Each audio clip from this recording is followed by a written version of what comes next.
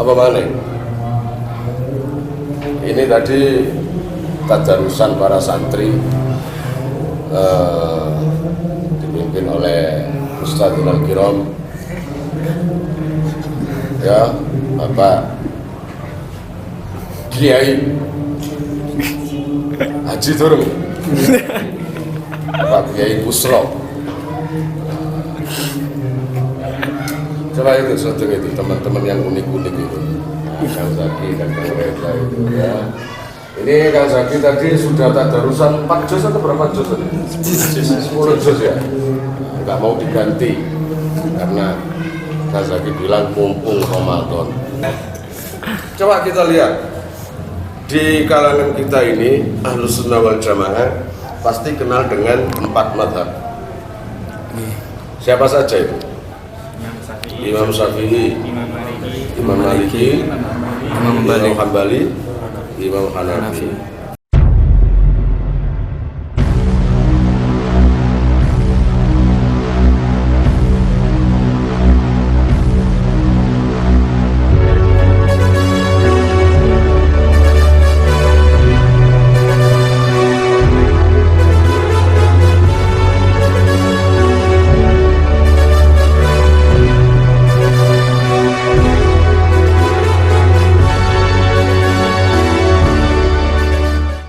Para pemirsa, monggo di subscribe channel ini, di like dan share di media-media sosial milik kalian, biar saya semangat upload video kisah-kisah dan biografi. Hei, kalian nonton tok tapi nggak subscribe, di sini. Yuk kita subscribe bareng-bareng channel ini, kita jaga channel ini. Itu sepakar ini. Siapa yang bisa menandingi kealiman orang 4 ini? Karena fatwanya dianut orang sedunia. No fatwamu paling sing nganggep bojo tok. No aku fatwanya paling sekitar area NR tok. Lah ini enggak. 4 mazhab ini fatwanya Kang Zaki seluruh umat Islam di dunia, di belahan dunia tidak lepas dari 4 mazhab ini. Kalau di Indonesia ini mazhab Imam Syafi'i, ya tak? Salah satu guru daripada Imam Syafi'i adalah Imam Maliki. Imam Maliki itu terlahir kalau nggak salah 700 berapa gitu. Kalau dibandingkan zaman sekarang sama dengan Kerajaan Tarumanegara dan Sriwijaya yang ada di Kalimantan atau Sumatera, saya nggak tahu lupa ya. Jadi zaman Imam Malik bin Anas bin Malik lagi, ya, itu anaknya orang kaya itu, nggak sembrono, anaknya orang kaya. Ayahnya Malik ini saudagar kaya, saudagar sutra. Ana cara saiki ke sarung BHS. Nah iki sarung apa ini?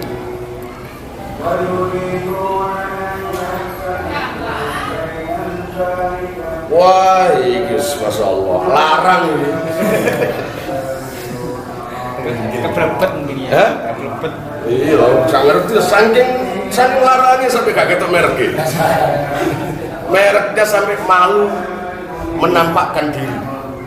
Bang, ayahnya Imam Malik itu orang kaya, gak repot mondokno anak, gak repot biayai anak. Kalau jajan no anakmu sedino 5.000, sehari 2.000 naik sore ini ditagih. Dua isu malah kayak 2.000 nang disisain. Ini apa ya? Bapak mek 2.000. Nah Imam Malik seje. Kalau sekarang ini ya beli iPad, beli, malu-maluin aja kalau nggak mau beli. Ya, lihat dong ayahmu ini nak, sudah dipandang orang sangat kaya kayak gini, masa iPad aja nggak beli, gitu istilahnya. Makanya jangan heran kalau yang namanya Imam Malik masih berumur 8 sampai 10 tahun paling lengkap mainannya. Mainan anak kecil itu apa biasanya? Tembak-tembakan, motor-motoran, apa kan? Mobil-mobilan. Mobil-mobilan. Ya Bu. Salah podo irenge lho. Barang apa sih? Kok bantah-bantahan? Mobil-mobilan motoran lho.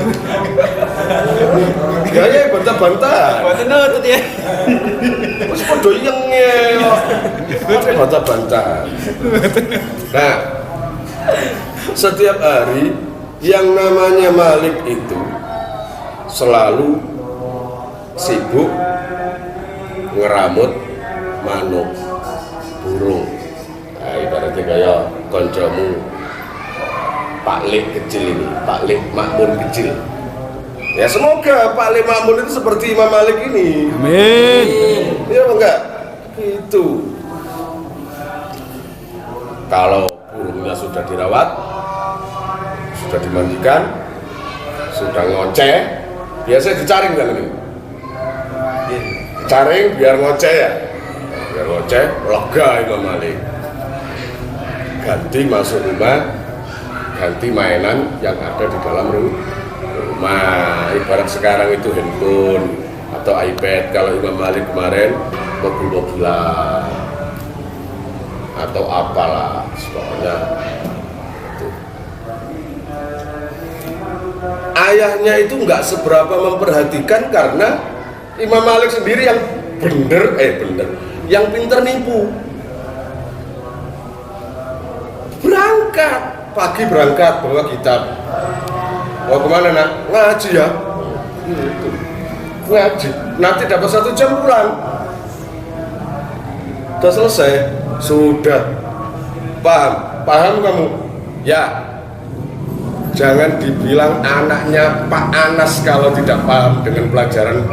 Ayahnya kan namanya Anas, Malik bin Anas, ya bang enggak? Anak bapak Anas ya paham, bener nah.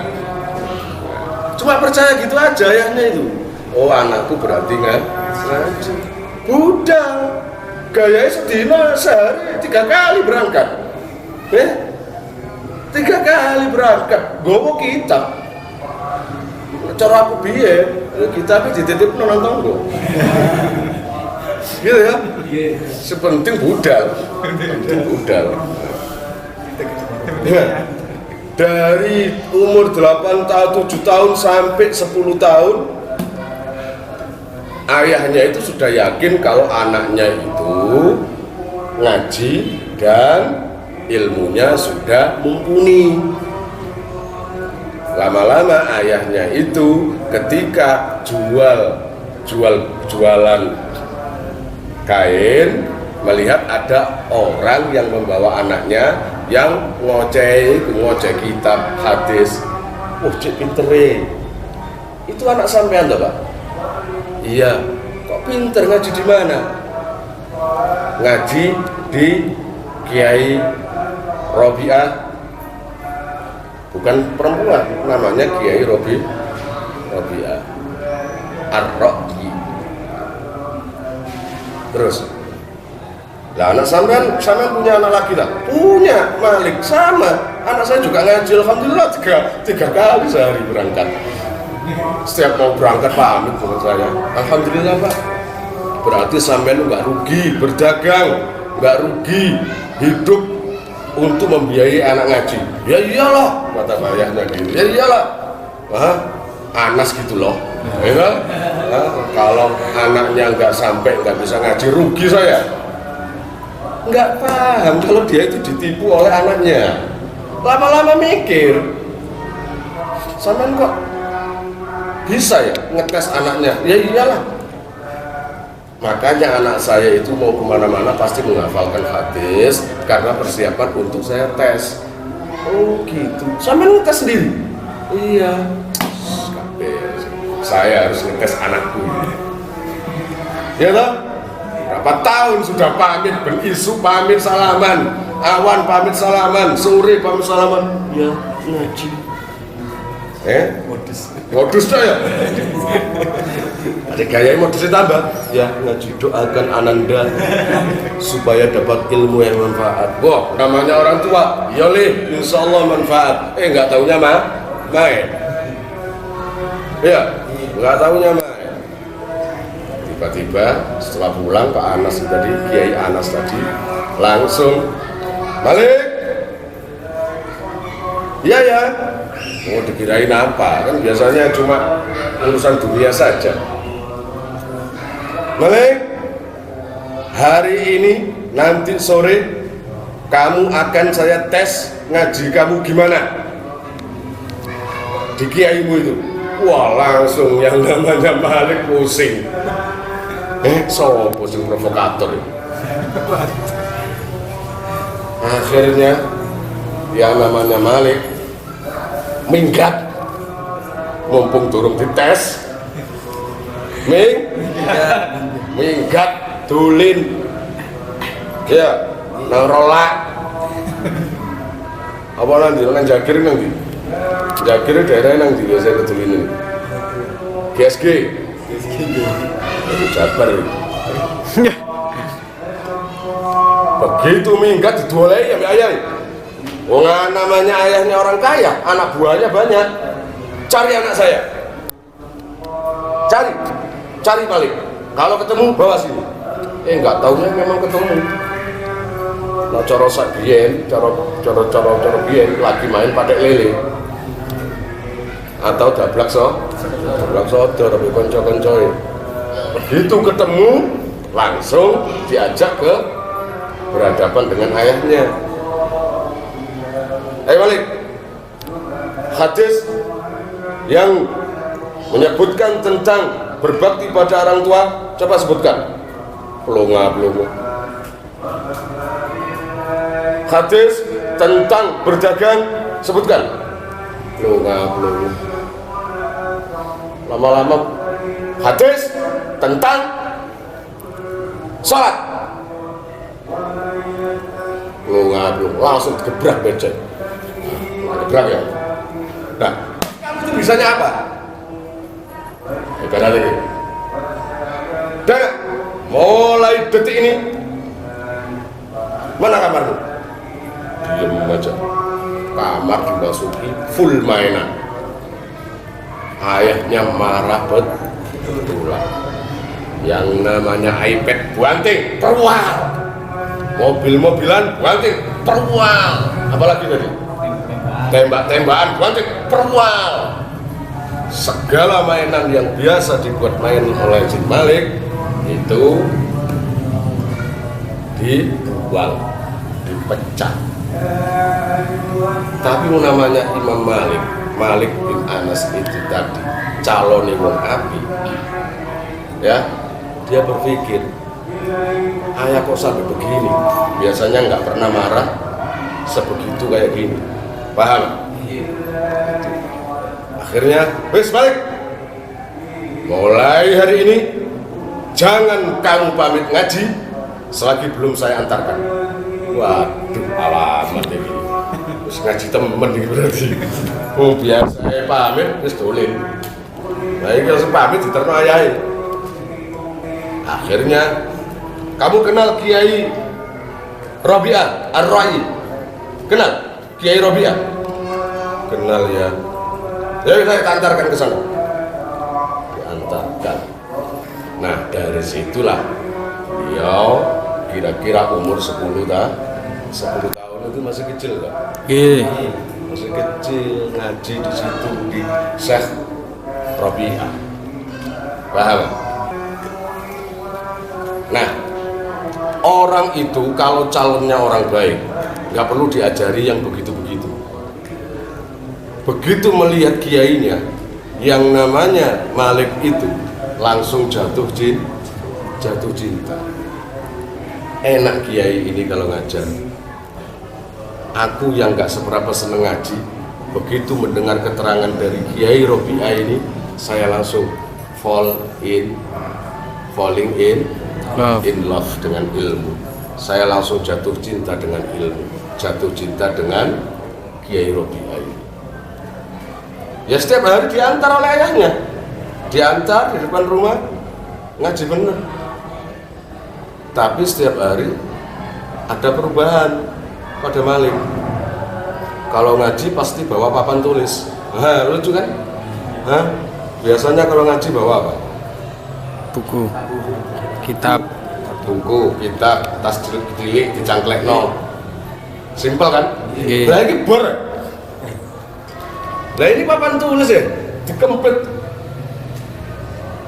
Kata ayahnya, Malik, nggak enakan buku aja.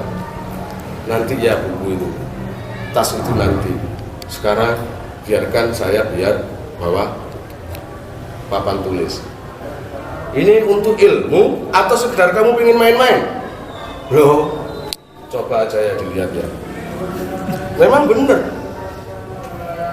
Ketika ngaji dia nggak mau duduk di belakang, nggak mau.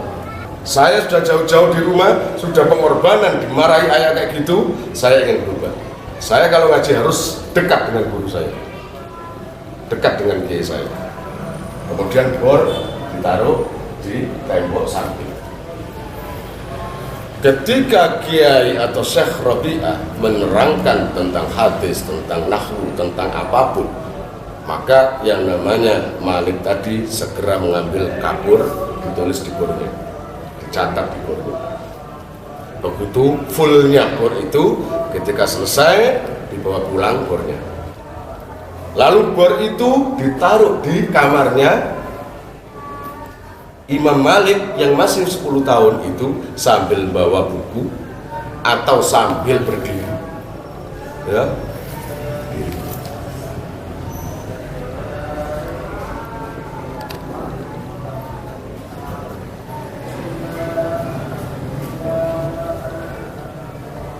Oleh Habib. Nah, kalau yang ditulis separuh ternyata sudah hafal separuh langsung dihapus. Kemudian yang separuhnya lagi ke bawah. Kemudian ketika sudah hafal dihapus semua. Baru ditulis di buku. Ditulis di buku hadis tentang ilmu, hadis tentang dagang, hadis dihafal semua, ditulis semua. Kemudian jika ada hadis atau ilmu yang dia nggak paham, dia malas tanya. Saya nggak akan tanya sama teman, tapi langsung saya tanya pada guru saya, sama kiai saya. Nah, untuk menghadapi gurunya, ayahnya nggak menyuruh apapun. Tapi Malik sendiri itu orang yang tahu betul hormatnya dengan guru. Nggak bisa ditiru sih sekarang ini, jarang yang niru. Kalau biasanya ngaji, biasanya orang-orang santri siap-siap duduk untuk menunggu kiainya datang. Beda dengan Malik. Kalau semuanya ngajinya di sini, ya santri-santri sudah duduk semua. Kalau Malik beda. Di depan pintu. Teman-temannya, Malik sini loh. Ya sebentar. Itu di dalam kitab manaqibnya sampai 3 jam nunggu, 2 sampai 3 jam nunggu Jumat. Begitu yainya datang, Syekh Rabi'ah datang, langsung ditaruh bukunya, langsung salaman sungkem. Malik, kiai, ya kiai. Tuh. Nah, langsung beliau itu nggak akan masuk sebelum kiainya masuk. Ketika kiainya masuk, Malik langsung masuk, langsung di tempat yang dekat dengan kiai. Kalau ditempati oleh santri lain, Kiai Rabi'ah itu pinter gurunya itu. Kamu kok duduk situ? Itu kan tempatnya Malik. Malik sini.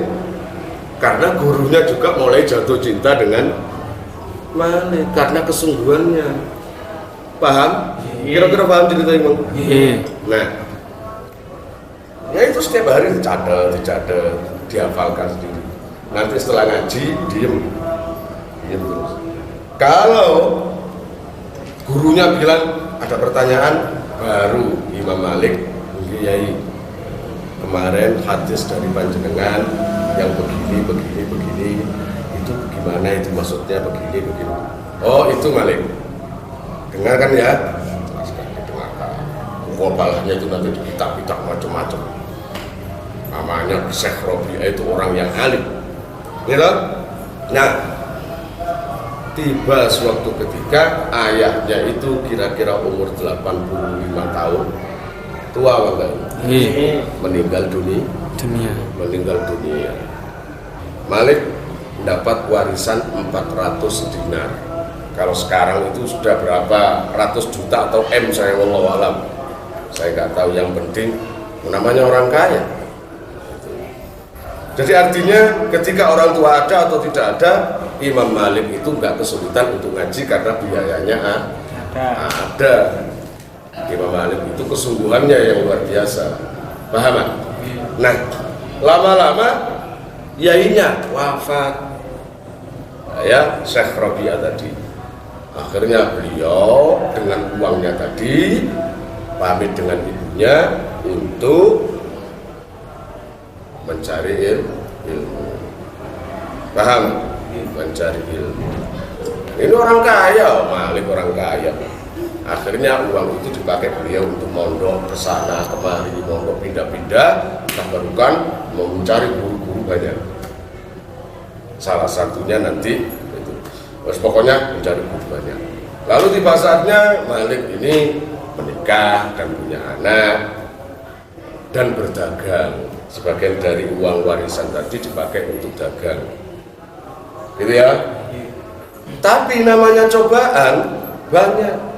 Imam Malik itu sangat suka ngaji dan mengajar ngaji, untuk berfatwa juga sering, karena waktu itu ilmunya sudah mulai dipertimbangkan di dunia ilmu fikih. Paham? Di dalam ilmu fikih dia itu mengiktibarkan baik kiasnya baik, kan sangat luar biasa. Di dalam ilmu fikih sangat luar biasa. Akhirnya yang namanya Imam Malik setiap hari itu berdagang, akhirnya bangkrut. Loh, orang yang karena Allah aja dikasih bangkrut. Akhirnya beliau pusing untuk membiayai anak dan istri. Tapi di sisi lain beliau itu sangat mencintai ilmu, gitu loh. Makanya di dalam sejarah ada fatwa dari Imam Malik yang membuat geger, sampai dinyinyirin, dibully oleh orang. Imam Malik itu berpikiran mestinya para ulama, para kiai yang bertugas mengajarkan ilmu itu nggak usah bingung mikir biaya, nggak usah bingung masalah kehidupan, mestinya dibiayai oleh kerajaan. Artinya pihak kerajaan mestinya harus memberi santunan, membiayai para kiai-kiai. Nah itu langsung beliau membuat fatwa ditulis sayugjanya bagi para kiai, para ulama, ahli fikih, harap diberi tunjangan lancar untuk mensiarkan, biar lancar untuk meminterkan masyarakat. Dan wallahi Imam Malik itu bukan karena duniawi, itu karena memang kalau sayang kalau ada ulama yang nggak bisa menyebarkan ilmunya gara-gara ekonomi. Mestinya gitu kan? Mestinya gitu. Nah, loh, baik pemerintah manapun kalau bisa, gak usah ngenteni proposal. Sekarang kan nunggu proposal, minta bantuan pondok pesantrenan, nggak usah lah. Pihak orang-orang yang memang kaya, mumpuni, ya udah rangkul aja para kiai-kiai dan jangan diajak politik. Akhirnya santri sih model Kang Zaki kalang kabut. Ngapa ya ini hilang terus ya? Yai kemana? Oh Yai lagi ngurusi ada partai ini kampanye. Wah, ngapain itu? Begitu surat tadi, fatwa tadi dikasihkan pada khalifah kerajaan, diketawain oleh kerajaan dan surat itu diedarkan. Para menteri-menteri, para orang-orang yang nggak suka dengan Imam Malik ngetawain. Lihala, ternyata ngajinya pengen dapat duit. Nggak salah kan yang kalau nyalakan gitu. Tapi Imam Malik sudah bersumpah, wallahi bukan itu. Saya hanya ingin negara ini biar berilmu masyarakatnya. Kalau negara itu berilmu, insya Allah Aman. beradab. Kalau negara itu kisruh, berarti ilmunya yang kurang. Karena kiai-kiainya Kang Zaki bingung mencari ekonomi. Kenapa bingung mencari ekonomi? Karena ulil amrine atau pemerintahnya atau pembesar-pembesarnya tidak ngurusi terhadap kehidupan atau ekonomi para kiai-kiai. Kalaupun ngurusi, kalau zaman sekarang ini harus ikut politik. Apa begitu Kang Zaki? Kang Indra? Iya, kurang lebih gitu kan? Nah, gitu loh. Makanya saya dipesan oleh ayah saya, Romo Yai Rasul, nanti kamu nggak usah ikut politik, nanti kamu nggak usah ikut-ikut politik kayak gitu. Kamu nanti yang sengsara sendiri. Sudahlah, itu ibaratnya apa sih? Apa sambian ae lho. Sawangane rek kon duwe abang, putih, ijo, biru, mosok aku gak duwe. Karena gara-gara politik bisa nangis loh, bisa stres ya. Oh, kiai pantas stres itu sumpah gara-gara apa? Mikirno santri nih, stres masalah gak kepilih. Akhirnya lama ternyata di negara daerah Imam Malik, daerah Madinah sana. Imam Malik kan lahirnya di Madinah, ya. Ternyata akhlak di daerah Imam Malik, akhlaknya penduduk masyarakat semakin rusak. Baru di situ baru fatwa dari Imam Malik menuju tahunan baru dipikir oleh khalifah, benar juga apa yang diinginkan oleh Malik. Kenyataannya para kiai-kiai pada males nguruk ngaji, pada males mengajarkan akhlak masyarakat, sekarang bijak semua. Oke, kalau gitu Imam Malik dipanggil. Malik, fatwamu saya terima. Kamu akan saya jamin ini. Teman kamu, kiai-kiai, tolong catat nama kiai-kiai. Nah, setelah itu disetujui, ekonomi para kiai-kiai sudah terjamin, maka terbentuklah akhlak yang dengan sendirinya membentuk masyarakat yang luar biasa karena diisi dengan takdim, mengagungkan ilmu, mengagungkan para habaib, mengagungkan para kiai-kiai. Di situ akhirnya, nah, kehebatan Imam Malik adalah punya santri yang nantinya santri ini yang bisa meneruskan ilmunya. Siapa santrinya Imam Malik itu? Imam Syafi'i. Imam Syafi'i. Ya bangga? Iya. Nah, itulah salah satu kisah daripada salah satu mazhab 4 yang ringkas saja karena ceritanya panjang. Ya, ringkas saja. Artinya kamu boleh suka burung, kamu boleh suka mainan, kamu boleh apapun, tapi pada waktunya nanti Kang Zaki, bukan itu nanti yang kamu bawa kehidupan ke depan. Kamu boleh keluar pulau mencari pekerjaan, tapi nanti yang kamu dapat cuma uang, ilmu nggak dapat. Tapi kalau di ngaji, Allah nanti akan memberi sendiri rezeki yang tanpa kamu duga. Siap? Ngaji sing ketu. Kang Indra, ngaji sing ketu, wis ngaji selagi masih hidup.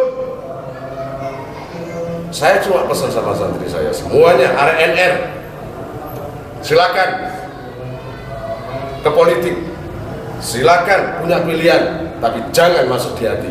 Kang Indra, jangan cuma pilih gitu aja, nggak usah mati-matian fanatik, nggak. Berfanatiklah pada ilmu. Us ngaji wae Kang Zaki ya, us ngaji ya insyaallah selamat. Paham Bos? Awakmu yang duwe anak, Kalau kamu mengagungkan kiaimu, mengagungkan gurumu, maka jangan heran anakmu nanti juga mudah untuk menuju ke ilmu kayak Imam Malik itu, karena ayahnya memang luar biasa tawaduknya kepada kiai. Saja ini adalah isi yang pertama di bulan Ramadan, semoga manfaat. Amin. Assalamualaikum warahmatullahi wabarakatuh. kalian jika mau nomor HP kalian tak simpan di memori HP saya, SMS aja ke nomor saya dengan mengetik nama, asal, itu aja. Nanti saya save. Lalu nanti akan terhubung ke WA saya. Insya Allah akan ada pemberitahuan, perkembangan tentang NR atau ada video baru atau apa. Biasanya saya umumkan di status WhatsApp ya. Buat para donatur, saya sangat terima kasih. Insya Allah barokahnya, manfaatnya akan sampai pada kalian dan menjadi jariah nanti. Dan akan lestari terus sampai kalian meninggal itu nanti. Jangan khawatir, nama kalian tidak akan saya lupakan.